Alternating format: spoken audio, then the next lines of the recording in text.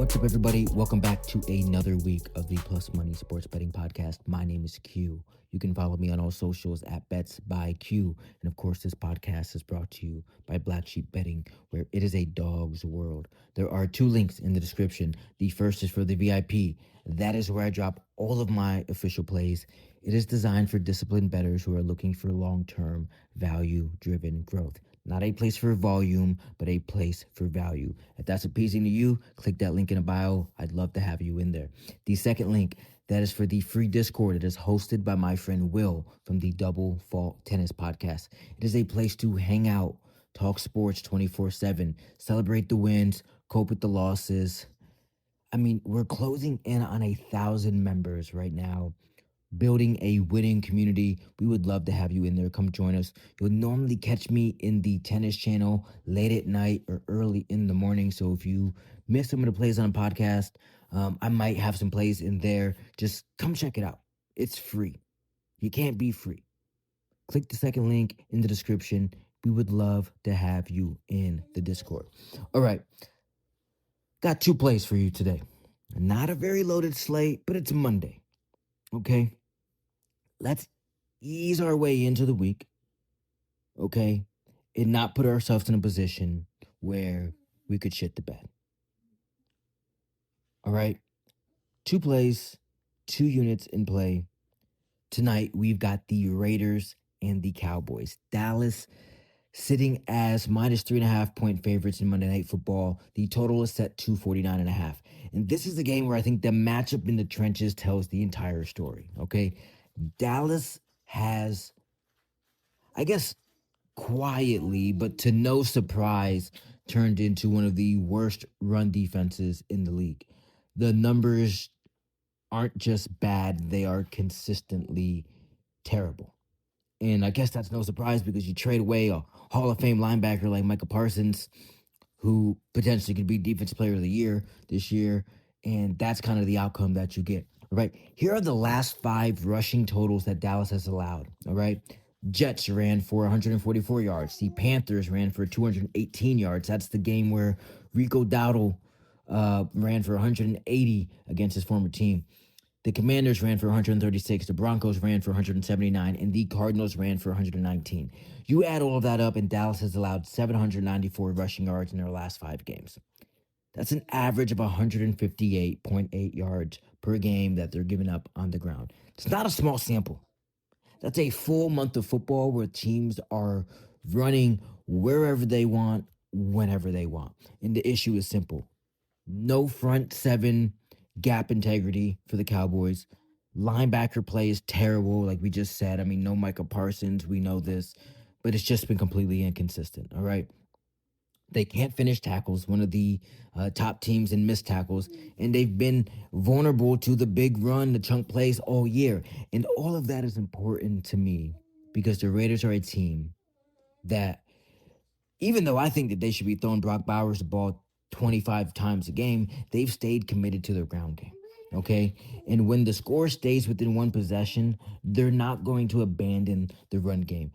The spread's telling you what we need to know, okay? Cowboys minus 3.5 keeps this game in the exact window where Vegas isn't going to give up on the run game, all right? Ashton Genty has shown burst, contact balance, and the ability to rip off the chunk plays. And against a defense that has allowed 119 plus yards in 4 of its last 5, this is exactly where I have to play a Genty prop, okay? This is the kind of matchup where Ashton Genty can get loose with 2 or 3 chunk plays and easily push up into 70, 90 yard range, okay? His line is set at 66.5. Okay, he's going to get consistent volume. And this is by far the softest matchup that he has seen in the last month. No top-tier defenses, no stacked fronts, just downhill lanes and a Dallas defense that's been leaking yards all season. So I love this spot. Raiders should remain competitive. The volume will be there. Give me Ashton Genty over 66.5 rushing yards in the Monday Night Football game for 1 unit. Okay. Second play here. Let's head to the ice. The Boston Bruins are hosting the Carolina Hurricanes at TD Garden. And this is a spot where Boston is still not getting the respect that they deserve in the betting market.